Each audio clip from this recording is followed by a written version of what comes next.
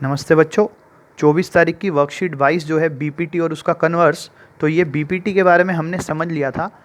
इस वीडियो में हम उसके कन्वर्स के बारे में सीखेंगे। आइए देखते हैं। तो बच्चों, अभी तक हमने बीपीटी के बारे में समझा था। एक बार फटाफट से बीपीटी को रिवाइज कर लेते हैं। बीपीटी यानी कि थेल्स थ्योरम ये कहती है कि यदि हमारे पास एक त्रिभुज है एबीसी और उसमें हम किसी भी एक भुजा के समांतर कोई ऐसी रेखा खींचते हैं जो अन्य दो भुजाओं को दो अलग अलग बिंदुओं पर काटती है, तो इन भागों का अनुपात बराबर होगा। यानी यदि DE समांतर है BC के, तो AD बटा DB बराबर होगा AE बटा EC के। ये हमारी BPT है, यानी कि थेल्स थ्योरम है। और थेल्स थ्योरम मैं फिर से बता दूं, हमें बताती है कि समांतर रेखा होने पे अनुपात बराबर होते हैं। अब हम बात करते हैं कन्वर्स की, यानी कि इसके उल्टे की। तो कन्वर्स ऑफ बीपीटी, क्योंकि इसका उल्टा है तो वो बिल्कुल उल्टा कहता है। वो कहता है यदि किसी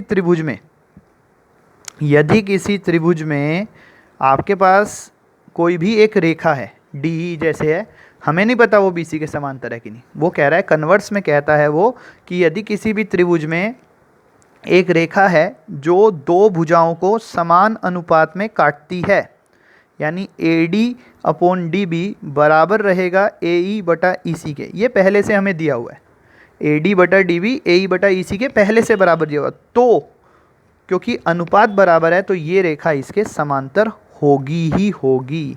ये बीपीटी का कन्वर्स कहता है, यानी कि बिल्कुल उसका उल्टा है। यहाँ पे बीपीटी में कहा कि यदि रेखा समांतर है तो अनुपात बराबर होगा, और यहाँ कन्वर्स में उल्टे में वो कहता है यदि अनुपात बराबर है तो रेखा समांतर होगी।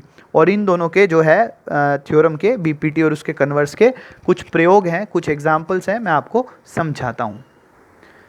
देखिए, जैसे ये एक उदाहरण है, ये बीपीटी के ऊपर आधारित है। बीपीटी का प्रयोग करके कैसे इसे हल करते हैं।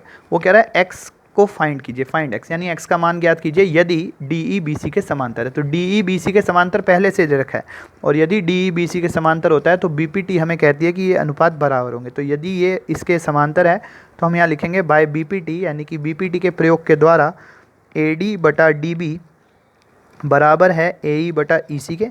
और ये सारे मान जो जो हमारे पास यहाँ दे रखे हैं वो लिख देंगे। AD हमारा 2 है, DB हमारा 3 है, AE 4 है और ये x है। इसको क्रॉस मल्टीप्लाई करके हल कर लीजिए, या जैसे भी आपको इसको हल करना आता है आप इसे हल कीजिए। जब आप इसे हल करेंगे, मैं क्रॉस मल्टीप्लाई करके कर देता हूँ। 2 गुना x 2x और 4 3 12, 2 सामने जाके भाग हो जाएगा और 12 बटा 2 x का मान आ जाएगा 6। तो इस प्रकार x 6 सेंटीमीटर ये हमारी मिसिंग वैल्यू निकल के आ गई। तो ये बीपीटी का प्रयोग है कि यदि रेखा समांतर थी तो हमने अनुपात बराबर दिखाकर, इस्तेमाल करके, और अपनी जो मिसिंग वैल्यू थी वो फाइंड आउट कर ली। अब आइए इसके जो है कन्वर्स के बारे में समझते हैं एक उदाहरण।